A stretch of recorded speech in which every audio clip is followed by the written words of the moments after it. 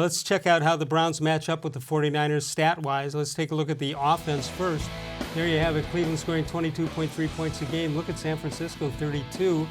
Pass attempts per game, 35 for Cleveland, 28 for San Francisco. 265 yards passing yardage to 246. Rush attempts per game, 23.5 versus 38.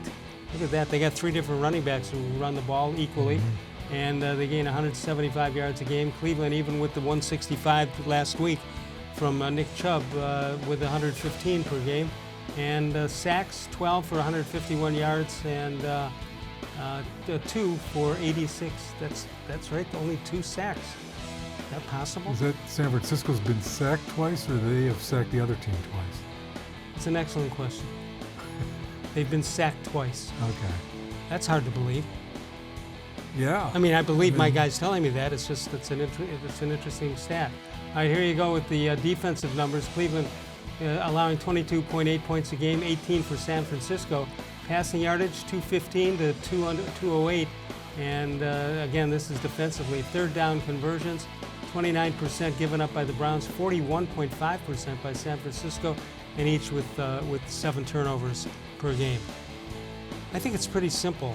I mean, there's no edge in. They have the same amount of turnovers, but they obviously have good records as a result. 2-2 for Cleveland and 3-0 for the 49ers. Is turnovers the biggest to you? Is that the biggest stat as far as winning games are concerned? Yeah, I would say so. I mean, I don't know what the percentage is, but if you win the turnover battle, I'll bet you the team that does that probably wins 90% of their games. Yeah, I mean, those are made-up numbers, but they sound about right. Yeah, I mean, they're extra possessions that you don't, so it gives you another chance to score than you otherwise would have gotten. Now, think about this along those same lines. When Cleveland in the first game, when they had 18 penalties, some for 5 yards, some for 15 yards, or 10 yards, depending on the penalty. Imagine almost 200 yards there. That's more than you can get on a good rushing day. Yeah. Well, it's more than like a football field. We're going to hand you 200 free yards here. Yeah. It's tough to win that way. Yeah. It's just that's the biggest thing that fortunately it seems like they've backed off on the penalties, which is a big reason why they're playing better. But those first couple of games were hideous with penalties. I was on 92.3 The Fan today, and we were talking about the game obviously tonight, and it just seems to me that if you can just time of possession is something that doesn't get enough credit. Time of possession will help you out also.